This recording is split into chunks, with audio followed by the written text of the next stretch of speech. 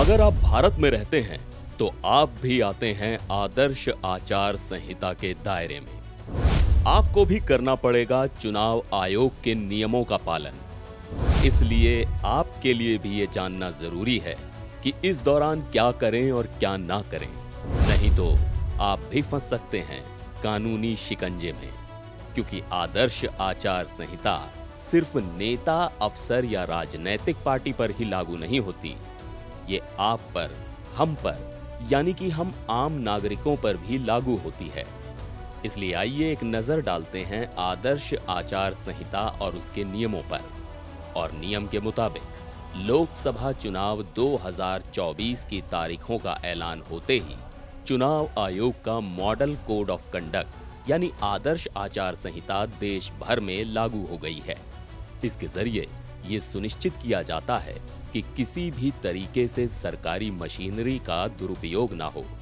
साथ ही चुनावों में रिश्वतखोरी, मतदाताओं को प्रलोभन या उन्हें डराने धमकाने जैसी गतिविधियों को रोका जा सके।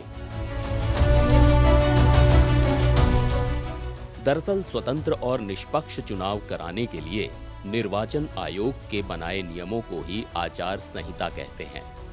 आचार संहिता लगने के बाद से 24 घंटे के अंदर सभी सरकारी संपत्तियों से प्रचार सामग्री, पोस्टर, बैनर, पैम्फलेट वगैरह हटाने के साथ ही सरकारी कार्यालयों, सभागारों में लगे राष्ट्रपति और राज्यपाल की फोटो को छोड़कर बाकी सभी जीवित नेताओं की तस्वीरें हटा दी जाती हैं।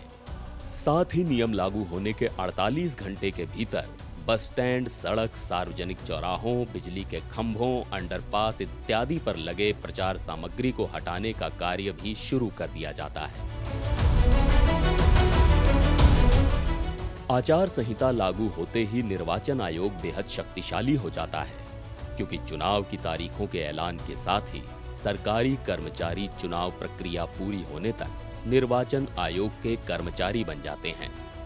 लोकसभा चुनावों के दौरान आदर्श आचार संहिता पूरे देश में, जबकि विधानसभा चुनावों के दौरान पूरे राज्य में लागू होती है। इस दौरान सरकार या अधिकारियों के पास किसी भी तरह का कोई नया प्रोजेक्ट शुरू करने या मंजूर करने का अधिकार नहीं रहता है। साथ ही किसी भी सार्वजनिक या निजी स्थान पर सभा आयोजित करने या जुलूस निकालने के लिए संबंधित थाने से अनुमति लेनी होती है। नियम के मुताबिक रात 10 बजे से सुबह 6 बजे तक लाउडस्पीकर का इस्तेमाल नहीं किया जा सकता है।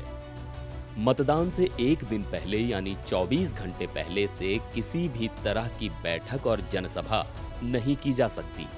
साथ ही पोलिंग बूथ के 100 मीटर के दायरे में बैनर, पोस्टर या प्रचार की अनुमति नहीं दी जाती है।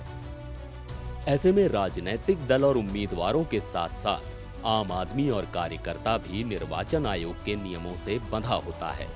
इसलिए आचार संहिता लागू होने के बाद से नेता और अधिकारियों के साथ साथ आप भी सावधान रहें। सीधे शब्दों में कहें तो अगर आप अपने किसी नेता के प्रचार अभियान से जुड़े हुए हैं तो आपको भी आचार संहिता के नियमों का पालन करना होगा, क्योंकि नियम तोड़ने की स्थिति में आम और खास किसी को भी हिरासत में लिया जा सकता है। एनडीटीवी ऑनलाइन की रिपोर्ट।